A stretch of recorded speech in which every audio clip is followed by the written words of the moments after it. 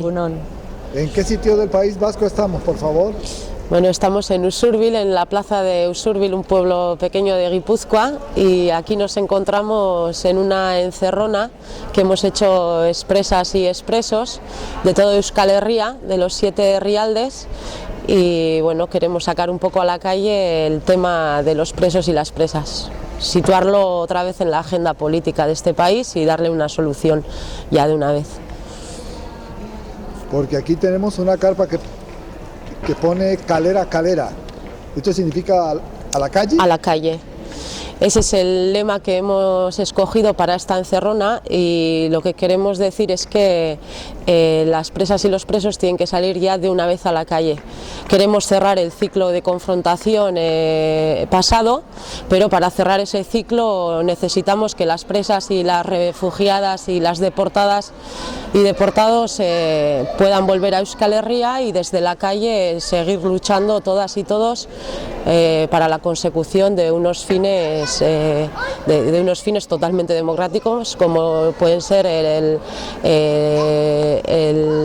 la creación de un Estado vasco independiente y bueno, que se reconozcan de una vez ya los derechos de este pueblo. El ministro de Interior del Reino de España dice que la ley, que caiga el peso de la ley.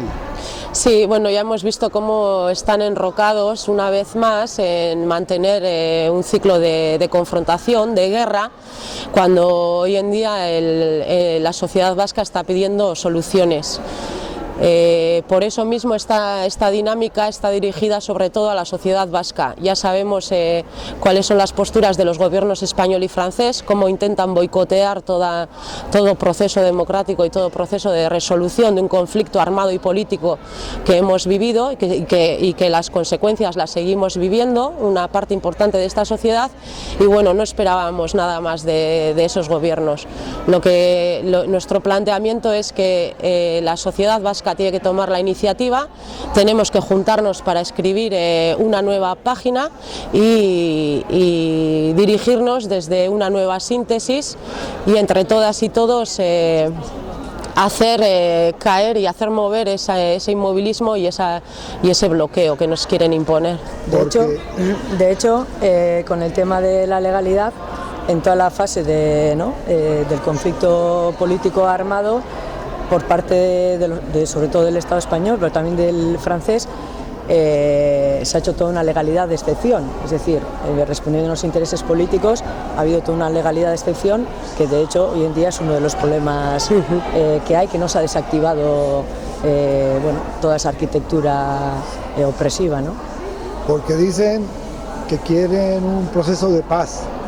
Aquí sí. No se ha hecho todavía ese proceso de paz en el País Vasco, ¿no? No, estamos en ello y es lo que la izquierda abertzale desde hace 5 años con el cambio de estrategia y bueno, viendo que había posibilidades con la sociedad vasca de escuchar y de aunar fuerzas, pusimos en marcha un proceso de paz, de libertad y de resolución del conflicto.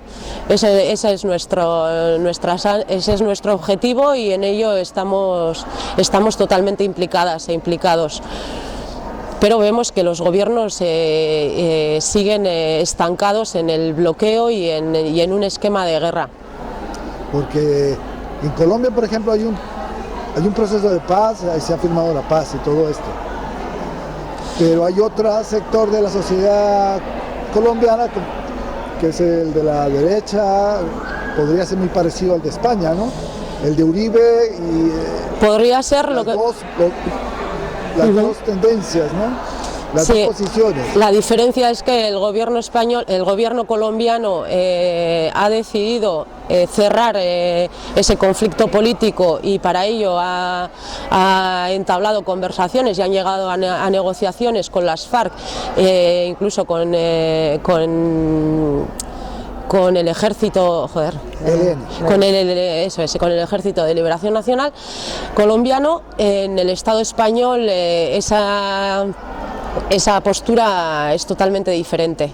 En vez de entrar a negociar, de entrar a hablar en una fase de diálogo primero con todas las partes que hemos formado parte de este conflicto, lo que están haciendo es intentar alargar el conflicto armado, político, y no llegar a ninguna solución. Esa es la diferencia fundamental que condiciona todo el camino a desarrollar. Por eso mismo, desde Euskal Herria planteamos que el camino tenía que ser desde la unilateralidad. Vemos que los gobiernos están en una posición de bloqueo y de guerra, en una postura de guerra. Lo que queremos es desactivar esa guerra, y para ello vemos que el único camino es la unilateralidad, y hacerlo desde este país. Como país, tomar decisiones y poner todos esos mecanismos en marcha para dar de una vez solución, por lo menos empezando con las consecuencias de ese conflicto político y armado. ¿Tú crees que se puede hacer una ley de amnistía? Aquí en este momento el Reino de España es capaz de hacer una ley de amnistía en el País Vasco. En estos momentos vemos al gobierno español con muy poca madurez democrática, con ninguna postura democrática, y no les vemos en estos momentos con una postura de llegar a soluciones, menos para plantear una ley de amnistía. ¿Vendrá con el tiempo? No lo sabemos. Lo que necesitamos ahora es sacar a las presas y a los presos de las cárceles, que la gente que está por todos los rincones del mundo vuelvan a Euskal Herria, a las calles de Euskal Herria, y seguir luchando desde este pueblo. ¿Cuántos presos hay en este momento en las cárceles? Pues tenemos 349 presos y presas políticas. ¿Todo en dispersión o ya concentrados muchos en el País Vasco? No, la mayoría, el 90%, el 95% de nuestras compañeras están dispersadas por todo el mapa español y francés. Es más, desde que se hizo la declaración de Aiete, hoy en día, si vemos la localización de los presos y las presas, están hoy en día más alejadas de lo que estaban hace 5 años. Pero no dice que hay una asociación de víctimas del terrorismo que lo que hace es que se mantenga el estatus, que esos presos tienen que cumplir las condenas y tienen que estar lo más lejos de su tierra. Eso es la presión que hace esta asociación de víctimas del terrorismo. Sí, es un discurso que no nos lleva a ninguna solución. Queremos soluciones, pero aquí en este conflicto ha habido muchas partes, muchas víctimas, hay víctimas de todos los lados, y hay ciertos sectores que están empeñados en plantear un esquema de vencedores y vencidos. Desde luego eso no nos lleva a ningún estado de solución.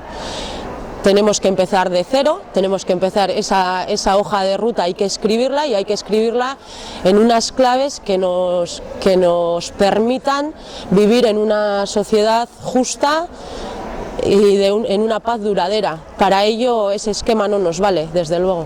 ¿En el País Vasco hay libertad de expresión? No, ninguna. Hemos visto las últimas actuaciones del Ministerio español, cómo siguen atacando a la juventud vasca. Hemos visto en Altsasu, hemos visto en Luso también con las autoridades francesas cómo están intentando torpedear todo intento de solución y de desarrollo, incluso de la organización armada de un proceso de desarme. Vemos cómo siguen torpedeando. Hoy en día no somos libres para decir lo que pensamos, ni para hablar del pasado, ni para hablar del futuro, si partimos con esos hándicaps, pero esos hándicaps entre todas podemos superarlos. Pero si tú haces unas declaraciones ahora sobre un tema, por ejemplo, de ETA, ¿eso podría ser como apología del terrorismo tratado por la policía?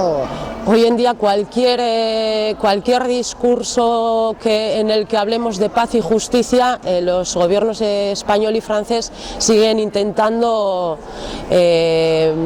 manipularlo y hablan de una consecución o de una apología de la lucha armada, del terrorismo, de los fines del terrorismo, cosa que se desarma por su propio peso, o sea, se cae por su propio peso. No, pero no estamos en una guerra contra el terrorismo mundial, donde también entrará ETA, me imagino, ¿no? Todos los que han hecho parte de ETA. Sí, los que hablan de terrorismo mundial son los que están vendiendo armas en todos los conflictos armados de todo el mundo, ¿no?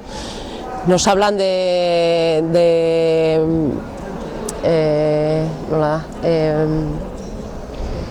suelo ético, nos hablan de libertad, nos hablan de democracia, nos hablan de paz, y son precisamente los mismos que están haciendo la guerra por todos los sitios, e incluso hoy en día en Euskal Herria no quieren una solución democrática justa y duradera.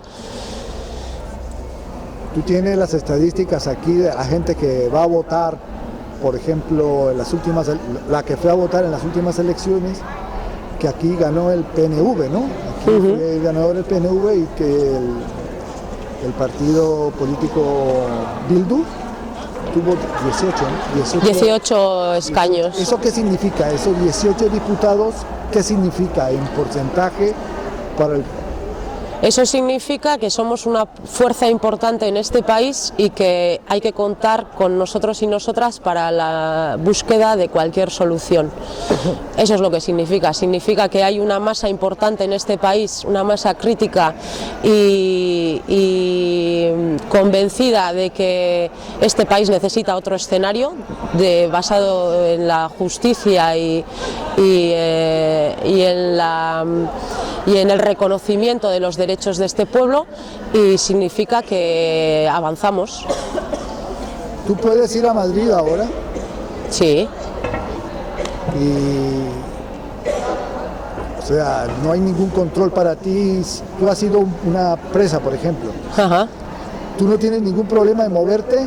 Bueno, yo por ejemplo he estado presa en el Estado francés. Lo que tengo es una interdicción de territorio para toda la vida en el Estado francés. Pero en el Estado español puedo moverme con tantos problemas como cualquier otra persona o militante independentista. Bueno, eso, cualquier persona puede encontrar controles, puede ser retenida, puede ser, esa represión sigue hoy en día. Hay muchos controles todavía de la Guardia Civil en el... Sí. ¿Ah, sí? De hecho, ayer vinieron 400 personas jóvenes de las organizaciones Ernai y Aitzina, y bueno, un montón no pudieron llegar al acto porque había controles en las entradas o en las salidas de todos los herrialdes para venir a Usurbil. La Guardia Civil intentó torpedear o intentó impedir esa fotografía que ayer tuvimos en Usurbil, pero no lo consiguió. ¿Tú crees que el País Vasco es un país militarizado entonces también en ese aspecto? Sí, de hecho, en Europa somos el país con más ranking, con el ranking mayor de policía por habitante hoy en día. Sí. Y de los que estamos hablando antes de los deportados, ¿todavía hay muchos deportados? Sí, no te puedo decir las cifras, pero todavía hay gente que sigue en la deportación y bueno, son las consecuencias o la realidad de las compañeras y compañeros que se encuentran en la deportación es muy cruda, muy cruda. Dicen que por poner una pintada te pueden llevar a la Audiencia Nacional. Sí, hoy en día, sí. Hoy en día, por pedir la desmilitarización de este país, por decir a la Guardia Civil y a la Policía Nacional, a la Gendarmería francesa, que se vayan y que nos dejen en este país en paz, pues puede ser apología de terrorismo, y ya hemos visto cómo un montón de gente sigue pasando hoy por la Audiencia Nacional o por el Palais de Justice de París por ese tipo de causas. O sea que tú me estás diciendo también la parte del desarme, que va a haber un desarme. Está habiendo, bueno, la organización... ¿Eso qué significa? ¿Que es como una especie de proceso como el que hicieron en Irlanda? Sí, excepto que el gobierno español y el gobierno francés están intentando sabotear ese proceso de desarme. Es una situación muy kafkiana. Hoy en día, en cualquier conflicto armado, cuando una organización armada decide entregar las armas, es ilógico que los gobiernos estén intentando torpedear ese proceso de paz y de justicia, y que se enroquen en posturas de guerra y de confrontación. Y hoy en día la organización armada ETA lo ha dejado muy claro en varias ocasiones. Hemos visto la última vez, bueno, cómo mediadores internacionales también apostaron por ese desarme y tomaron la responsabilidad de ayudar, y cómo desde París y Madrid incluso los llamaron a declarar a la Audiencia Nacional o al Palacio de Justicia. Por eso, bueno, hemos visto también el último apartado del uso, cómo la sociedad civil tomó la decisión de ayudar en ese desarme, y aún así cómo los estados español y francés siguen intentando torpedear eso, ¿no? Los familiares que tienen presos en las cárceles tienen que ir a visitarlos hacia tan lejos. En las cárceles tienen que hacer esos viajes, ¿no? Sí, porque más o menos el 90% está a más de 400 kilómetros de distancia, y tal vez la mayor distancia sea 1.100 kilómetros. Y sí, hay cientos de familiares que hacen ese trayecto cada fin de semana, que bueno, es un castigo añadido, es decir, la política de dispersión se aplica y se mantiene con la estrategia de aislar al colectivo de presas políticas vascas y presos políticos vascos, de aislar y de aniquilarle, ¿no?, política y personalmente. Pero eso ha supuesto un castigo añadido para los familiares y personas amigas, y de hecho ha habido 16 personas que ya han perdido la vida en la carretera, ¿no? Muertes que no se consideran, ¿no?, que responden al conflicto político, ¿no?, por ejemplo. Y cuando llega allí el familiar, tiene un lugar para reunirse. ¿Cuánto tiempo tiene? Hay, en el caso del Estado español, están las visitas, que son de 40 minutos con un cristal. Entonces, por lo tanto, significa que tú haces un viaje de 800 kilómetros, por ejemplo, para ver a tu persona llegada con un cristal durante 40 minutos. Y luego existe un bis familiar y un bis íntimo, en el caso de tener pareja, donde ya se da en una pequeña habitación, es decir, ya hay contacto físico, pero es solo mensual, y dura entre hora y media y 2 horas, ¿no? En el caso del Estado francés es diferente, ¿no? Igual tú conoces más. Depende de las cárceles. De las cárceles españolas. Porque allí en la cárcel están separados o están todos juntos. No, es decir, la política de dispersión no es solo el alejamiento de nuestro país, sino también es dispersar, es decir, en este caso dispersar al colectivo de presos políticos vascos, lo que supone que dentro de cada prisión están en diferentes módulos, incluso en el tema de las comunicaciones, por ejemplo, se pone las comunicaciones, las visitas por separado, para que no coincidan entre ellos, algo que es para la familia también es un gran impedimento, ¿no? Y bueno, también hay que decir que en el caso del Estado español también se aplica, es decir, en prisión está el régimen normal, que es el segundo grado, y el primer grado, que es el régimen de aislamiento, que supone estar 20 horas en la celda y solo tener 4 horas de patio. Y a la mayoría del colectivo de presas políticas vascas y de vascos se les aplica ese régimen de vida, ¿no? Incluso hay gente que existen módulos de aislamiento o de castigo que están previstos para cumplir una sanción y no para vivir ahí, pero en nuestro caso, habitamos esos módulos de castigo de aislamiento durante años, ¿no? Que pedir la independencia es anticonstitucional, porque el rey, según el discurso del rey, porque lo más importante es la unidad de España. Eso, ¿tú qué opinas? Sí. Bueno, evidentemente nosotros hemos estado en prisión por luchar por la independencia y somos independentistas, pero bueno, es verdad, ese fue el legado que Franco le dio le dio al anterior rey. Y bueno, realmente es verdad, porque la Constitución española está para garantizar la unidad de España, incluso con la amenaza de que ahí está el ejército, ¿no? Eso lo recoge, ¿no?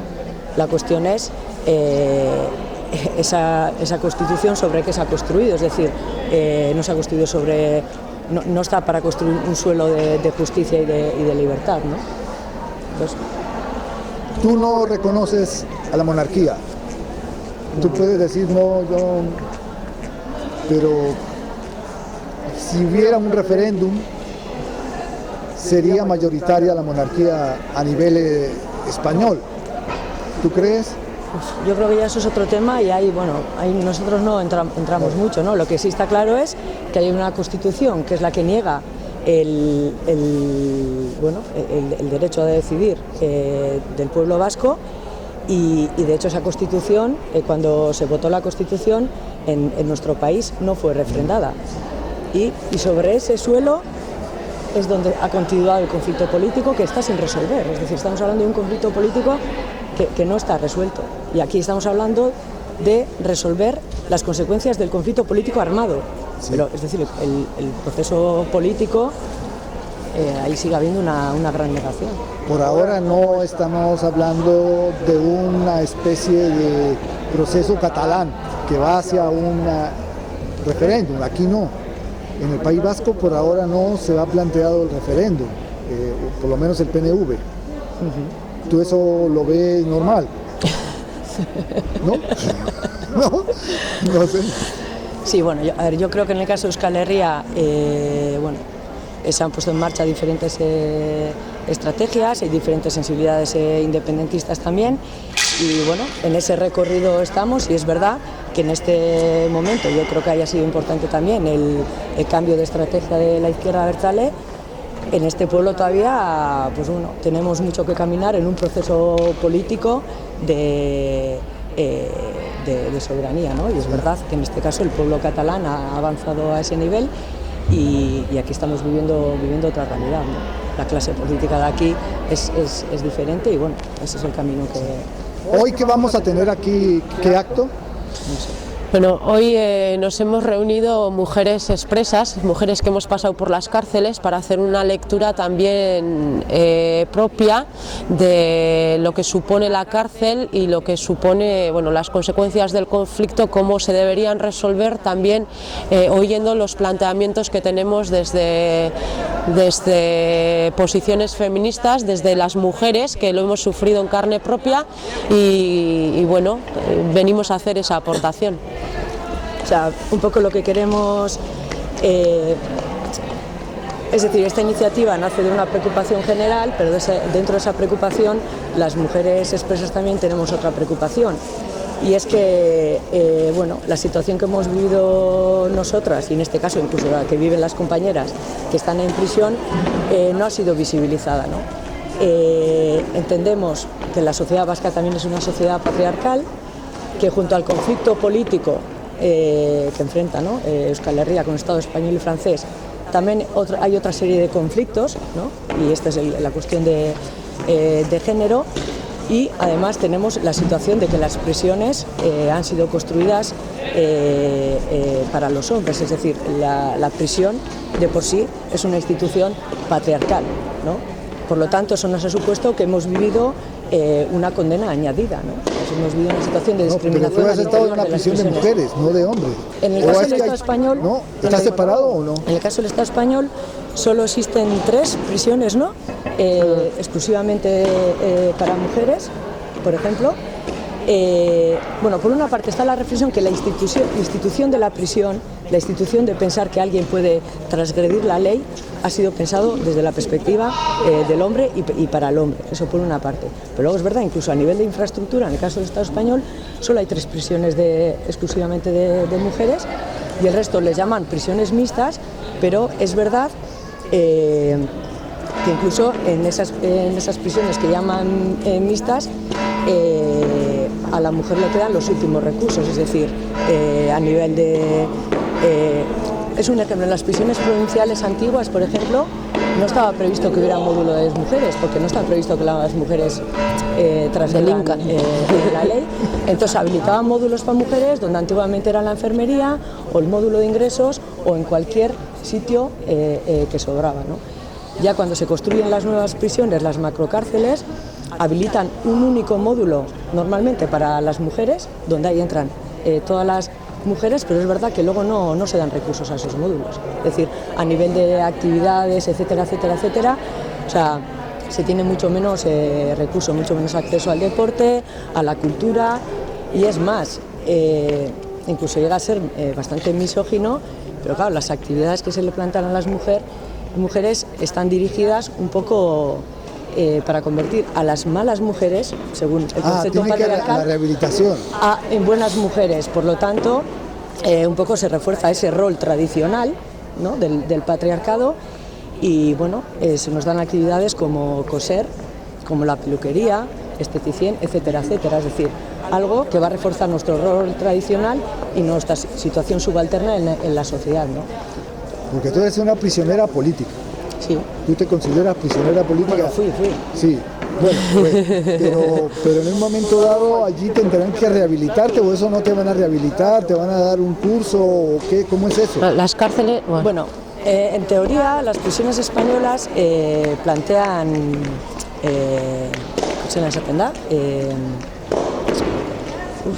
resocializar. Una resocialización, pero bueno, eso, en realidad... ¿Pero es un curso que te dan? No, en realidad la prisión es en la práctica, las prisiones españolas son punitivas, es decir, son de castigo, es decir, es un aparato de dominación y de un dispositivo muy violento. Entonces, dentro de esa situación, bien a través de la disciplina, es decir, cómo se aplica la disciplina del régimen de vida en prisión. No se le aplica igual a las mujeres y a los hombres, ¿no? Las actividades no son las mismas, etcétera, etcétera. Entonces, de ahí leemos que parece que nos quieren reeducar, ¿no?, en lo que son buenas mujeres para el patriarcado. Un poco va por ahí, no sé si se entiende. No, porque se supone que allí tienes que arrepentirte. Es igual un poco como la iglesia, que tú vas a confesarte. Eso es, sí. ¿Es así? Sí. Y si tú eres buena, serás premiada, y el que no es bueno, no sé si serás... Sí, la cuestión es que no está regulado. Es algo que ocurre, pero no está regulado. Pero está operando esa lógica. Nosotros sentimos que es esa lógica la que opera en prisión, aunque no esté regulado, porque eso en el siglo XXI sería políticamente incorrecto. Pero en realidad lo que opera es esa lógica, ¿no? Bueno, muchas gracias. Ahora asistiremos un poco. Gracias a ti. ¿Tu nombre, por favor? Ollana. ¿Y tu nombre? Olat. Aquí estamos en este pueblo de Guipúzcoa. Que hace mucho frío. Donde hace mucho. Pero donde estamos en la calle y seguiremos en la calle hasta traerlas a todas. ¿Cuántos días? ¿Cuánto va a estar la carpa? Hasta el 8 de enero nos mantendremos aquí, pero bueno, luego la dinámica queremos continuar con ella, precisamente porque hemos abierto un camino también de interpelación a toda la sociedad vasca, partidos políticos, sindicatos, movimientos sociales, institucionales, y queremos eso, esa hoja de ruta que está en blanco, hay que escribirla entre todas. Entonces esta dinámica finaliza aquí, esta carpa finaliza aquí el 8 de enero, pero el camino continúa. En Usurbil, el País Vasco. Muchas gracias. Gracias a ti.